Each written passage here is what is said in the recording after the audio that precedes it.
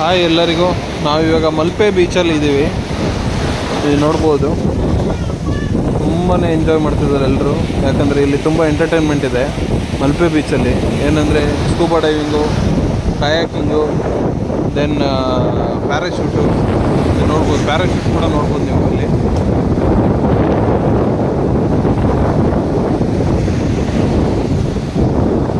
And ನಾವು ಇವಾಗ ಐಲ್ಯಾಂಡ್ಗೆ ಹೋಗೋಣ ಅಂತ ಹೊರಟಿದ್ದೀವಿ. ಅದು ಯಾವ ಐಲ್ಯಾಂಡ್ ಅಂದರೆ ಸೆಂಟ್ ಮೇರೀಸ್ ಐಲ್ಯಾಂಡ್ ಅಂತ. ಬನ್ನಿ ನಾವು ಹೋಗೋಣ, ಅಲ್ಲಿ ನೋಡಿರಂತೆ ಐಲ್ಯಾಂಡಲ್ಲಿ ಏನಿದೆ ಅಂತ.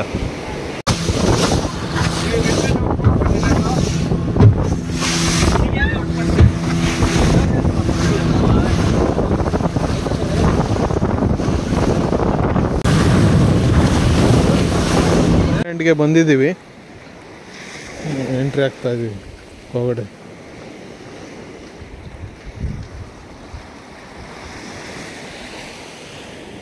ಇದು ಐಲ್ಯಾಂಡು ಸುಮಾರು ಹಬ್ಬ ಬಂದರೂ 5 ಕಿಲೋಮೀಟರ್ಸ್ ಮಲ್ಪೆ ಬೀಚಿಂದ ದೂರ ಇರೋದು.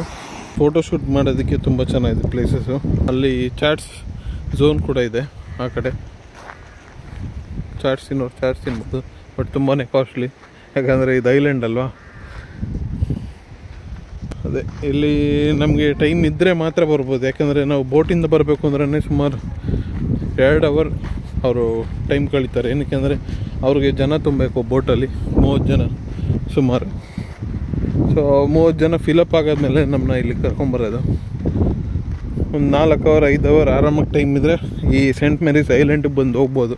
ಮಲ್ಪೆಗೆ ಬಂದವರು ವಿಚಾರಿಸಿ ಸೆಂಟ್ ಮೇರೀಸ್ ಐಲ್ಯಾಂಡಿಗೆ ಬರೋದಕ್ಕೆ 800 rupees. Then scuba diving, then parachute is 1000 rupees. Scuba diving I think 1600 rupees.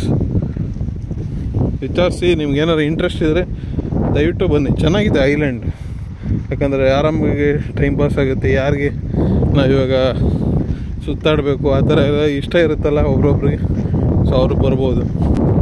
ಶಾಂತವಾಗಿದೆ, ಜನಸಂಖ್ಯೆನೂ ಇಲ್ಲ. ಸೊ ವೀಕೆಂಡ್ಸ್ ಅಂತೂ ಬರೋದಕ್ಕೆ ಹೋಗ್ಬೇಡಿ, ಸ್ಯಾಟರ್ಡೆ ಸಂಡೇಸು ಆರಾಮಾಗಿ ವೀಕ್ ಡೇಸಲ್ಲಿ ಬನ್ನಿ. ಅಕಸ್ಮಾತ್ ರಜಾ ಇದ್ದರೆ ತುಂಬಾ ಚೆನ್ನಾಗಿ ಟೈಮ್ ಪಾಸ್ ಮಾಡ್ಬೋದು ಎಲ್ಲ.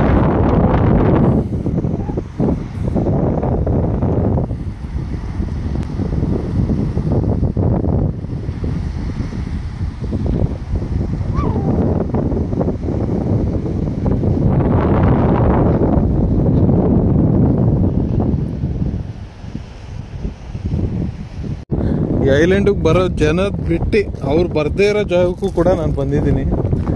ಸೊ ಇದೊಂಥರ ಫುಲ್ ಪೀಸ್ಫುಲ್ ಆಗಿದೆ ಐಲ್ಯಾಂಡ್. ಈ ರಾಕ್ಸ್ ಆಗಲಿ ನೋಡಿ ಯಾವ ಥರ ಇದೆ ಅಂತ.